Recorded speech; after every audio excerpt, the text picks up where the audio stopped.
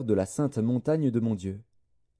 Je parlais encore dans ma prière, quand l'homme, Gabriel, que j'avais vu précédemment dans une vision, s'approcha de moi d'un vol rapide, au moment de l'offrande du soir. Il m'instruisit, et s'entretint avec moi. Il me dit, Daniel, je suis venu maintenant pour ouvrir ton intelligence.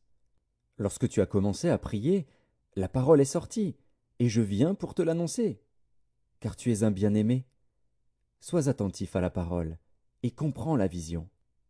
70 semaines ont été fixées sur ton peuple et sur ta ville sainte, pour faire cesser les transgressions et mettre fin au péché, pour expier l'iniquité et amener la justice éternelle, pour sceller la vision et le prophète, et pour oindre le Saint des saints.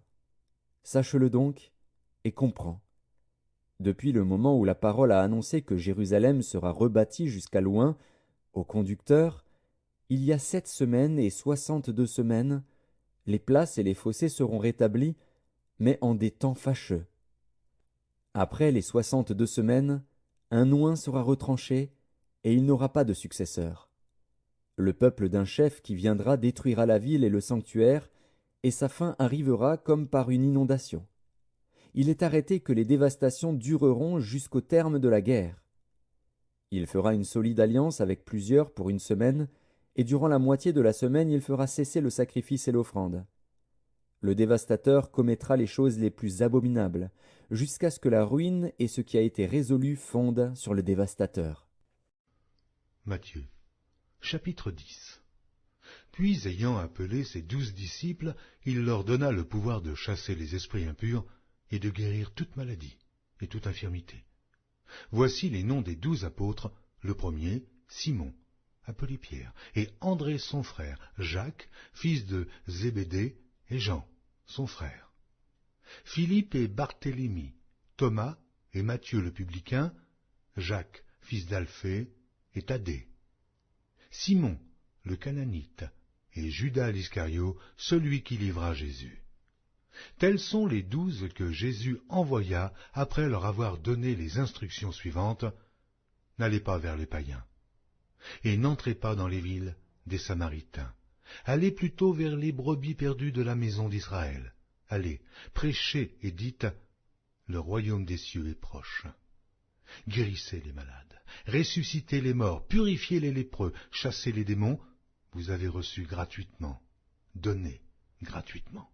Ne prenez ni or, ni argent, ni monnaie dans vos ceintures, ni sac pour le voyage, ni deux tuniques, ni souliers, ni bâton, car l'ouvrier mérite sa nourriture. Dans quelque ville ou village que vous entriez, informez-vous s'il s'y trouve quelque homme digne de vous recevoir, et demeurez chez lui jusqu'à ce que vous partiez. En entrant dans la maison, saluez-la. Et si la maison en est digne, que votre paix vienne sur elle.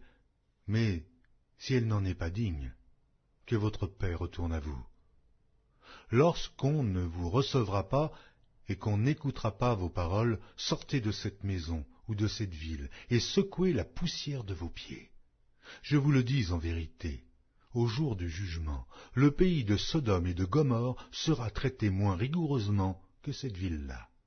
Voici, je vous envoie comme des brebis au milieu des loups. Soyez donc prudents, comme les serpents, et simples, comme les colombes. Mettez-vous en garde contre les hommes, car ils vous livreront aux tribunaux, et ils vous battront de verges dans leurs synagogues. Vous serez menés à cause de moi devant des gouverneurs et devant des rois, pour servir de témoignage à eux et aux païens. Mais quand on vous livrera, ne vous inquiétez ni de la manière dont vous parlerez, ni de ce que vous direz. Ce que vous aurez à dire vous sera donné à l'heure même. Car ce n'est pas vous qui parlerez, c'est l'Esprit de votre Père qui parlera en vous. Le frère livrera son frère à la mort, et le père à son enfant. Les enfants se soulèveront contre leurs parents et les feront mourir.